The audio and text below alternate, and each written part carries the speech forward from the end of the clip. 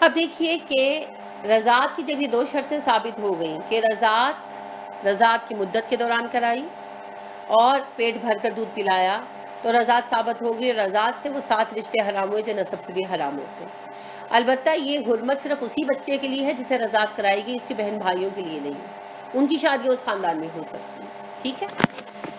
اب یہ تو وہ مستقل رشتے ہیں جو حرام ہیں اور ان کی حرمت ہمیشہ رہے گی۔ اب وہ رشتے آ گئے جو عارضی طور پر حرام ہیں۔ عارضی طور پر حرام ہونے والے رشتوں میں ایک تو ہے بیوی کی بہن، خواہ وہ سگی ہو یا ستیلی ہو یا رضائی ہو۔ جس عورت سے شادی کی نا اس کی بہنیں حرام ہیں جب تک وہ نکاح میں ہے۔ اللہ رب کریم نے ارشاد فرمایا سورہ نساء آیت نمبر 23، تم پر حرام ہے 2 بہنوں کو جمع کر لینا، ہاں جو پہلے گزر چکا سو گزر چکا، ٹھیک ہے۔ تو 2 بہنوں کو جمع کر لینا حرام ہے۔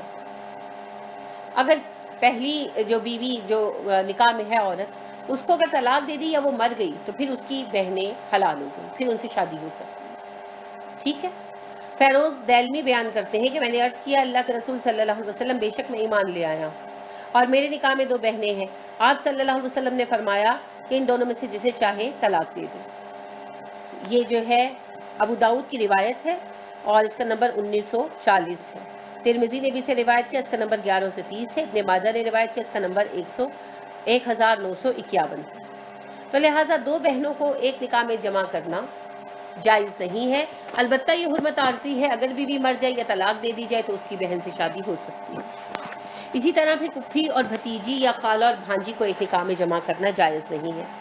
جابر کہتے ہیں کہ رسول اکرم صلی اللہ علیہ وسلم نے ہمیں کسی ایسی عورت سے نکاح کرنے سے منع فرمایا جس کی پھوپھی یا خالہ اس کے نکاح میں پہلے سے موجود ہو۔ یہ بخاری کی روایت ہے، اس کا نمبر 5108 ہے، اور اسے مسلم نے روایت کیا، اس کا نمبر 1408 ہے۔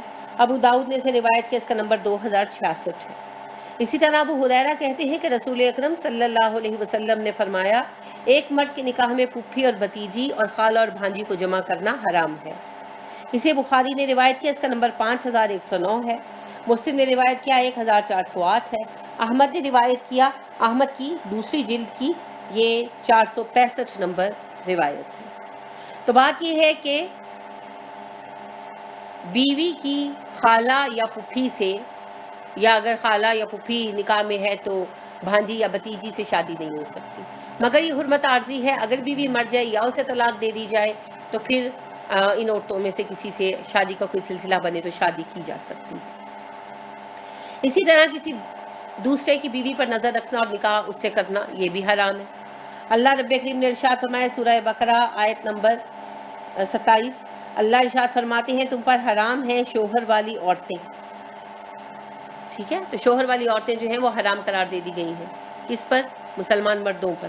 تو جب تک یہ نکاح باقی ہے تب تک یہ حرمت باقی ہے۔ اگر نکاح ختم ہو گیا یعنی شوہر مر گیا یا پھر جو ہے طلاق ہو گئی تو پھر نکاح والی عورتیں ظاہر بیوہ ہو گئی یا مطلقہ ہو گئی تو یہ حرمت ختم ہو گئی اور وہ مسلمان مردوں پر حلال ہے، جو مسلمان مرد چاہے ان کے لیے نکاح کا پیغام دے سکتا ہے۔ اسی طرح عدت گزارنے والی عورت عرصہ عدت میں حرام ہے، اس پر نکاح کا پیغام نہیں دیا جا سکتا۔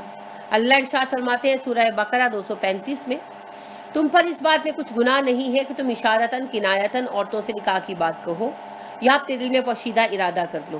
اللہ کو علم ہے تم انہیں یاد کرو گے، لیکن تم ان سے پوشیدہ وعدے نہ کر لو، اور یہ اور بات ہے کہ تم ان سے کوئی اچھی بات کہہ دو جب تک عدت ختم نہ ہو جائے، عقد نکاح کو پختہ نہ کرو۔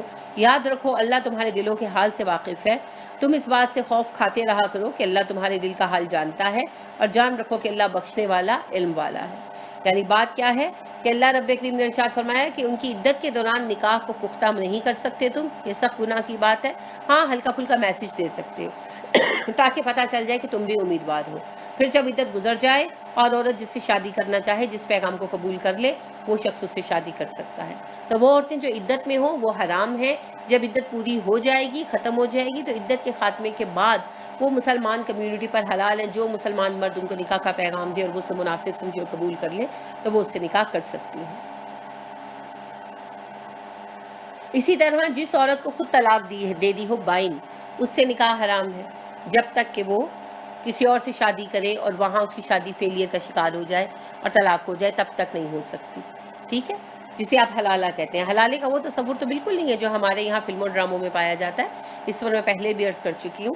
اللہ رب کریم خود ارشاد فرماتے ہیں سورہ بقرہ آیت نمبر 230 میں کہ پھر اگر تم اسے تیسری بار بھی طلاق دے دو تو اب وہ تمہارے لیے حلال نہیں جب تک کہ وہ عورت اس شخص کے سوا کسی دوسرے آدمی سے نکاح نہ کرے۔ پھر اگر وہ دوسرا آدمی بھی اسے طلاق دے دے تو ان دونوں کو میل جول کر لینے میں گناہ نہیں، شرط یہ ہے کہ وہ جان لے کہ وہ اللہ کی حدوں کو قائم رکھ سکیں گے۔ لہٰذا ایک خاتون جو حضرت رفاع کرزی کی بیوی تھی، ان سے طلاق ہو گئی اور انہوں نے عبد الرحمن بن زبیر سے شادی کر لی، مگر ان سے فزیکل ریلیشن قائم نہیں کیے اور کرنا نہیں چاہتی تھی۔ تو انہوں نے آ کر آپ سے کہا، اس بارے میں سوال کیا، تو آپ صلی اللہ علیہ وسلم نے پوچھا کہ کیا آپ رفاع کے پاس دوبارہ جانا چاہتی ہیں؟ تو انہوں نے کہا جی ہاں۔ تو آپ صلی اللہ علیہ وسلم نے کہا لیکن آپ اس وقت تک رفاع سے شادی نہیں کر سکتی جب تک عبد الرحمن بن زبیر آپ کے ساتھ فزیکل ریلیشن نہ کر لیں اور آپ ان کے ساتھ نہ کر لیں۔ یہ بخاری کی حدیث ہے، اس کا نمبر 2629 ہے۔ اسے مسلم نے بھی روایت کیا، اس کا نمبر 1433 ہے، اور ابو داؤد نے بھی روایت کیا اور اس کا نمبر 2309 ہے۔ یعنی پہلی بات تو یہ ہے کہ شادی نارمل طریقے سے ہونی چاہیے، اس ارادے سے شادی نہیں ہوگی کہ میں نے طلاق لینی ہے۔ شادی کے بعد وہ رہنا نہیں چاہتی تو تب بھی فزیکل ریلیشن کے بغیر اگر طلاق لے لی تو پہلے شوہر سے شادی نہیں ہوگی۔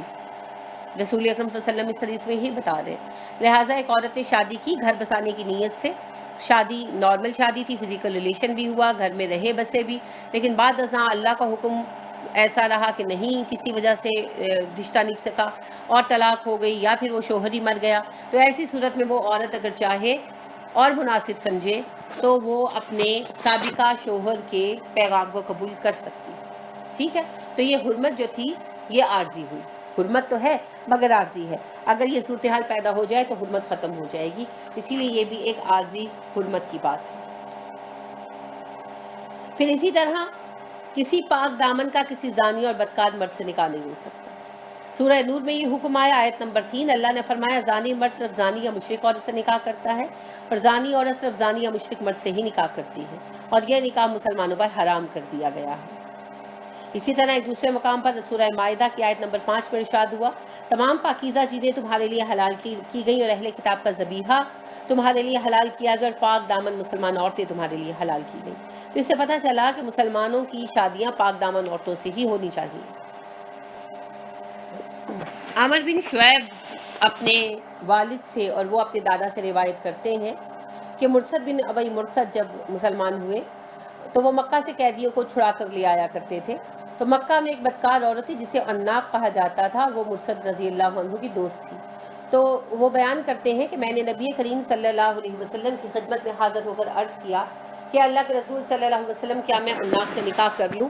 وہ بیان کرتے ہیں کہ آپ صلی اللہ علیہ وسلم اس بات پر خاموش ہو رہے ہیں۔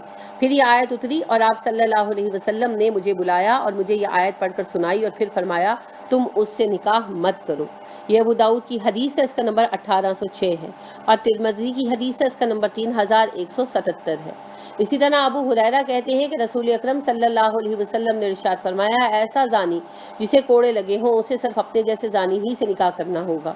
یہ ابو داؤد کی حدیث ہے، اس کا نمبر 1807 ہے، اور اسے احمد نے بیان کیا جلد 2 میں، اس کا نمبر 323 ہے۔ تو بات یہ ہے کہ ایک ایسا شخص جو بدکار اور زانی ہو اور جسم فروشی کے کاروبار کرنے والا ہو تو اس سے نکاح حرام ہے، الا یہ کہ وہ توبہ کر لے۔ اگر وہ توبہ کر کے اصلاح احوال کر لے اور پلٹ آئے تو پھر اس کی شادی ایک عام صالح مسلمان سے ہو سکتی ہے، اور توبہ کیے بغیر وہ حرام ہے اور اس حرمت کو توبہ ختم کر دیتی ہے، اسی لیے یہ حرمت بھی عارضی ہے۔